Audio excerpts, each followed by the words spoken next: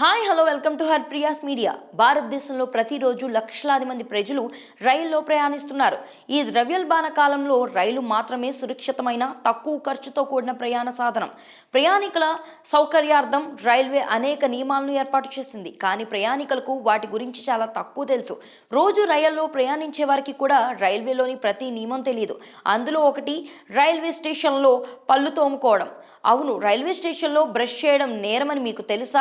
ఇలా చేస్తే సంబంధిత నిబంధనల మేరకు శిక్ష అనుభవించాల్సి వస్తుంది. రైల్వే స్టేషన్లో పళ్ళు తోముకుంటూ పట్టుబడితే ఎలాంటి చర్యలు తీసుకుంటారు?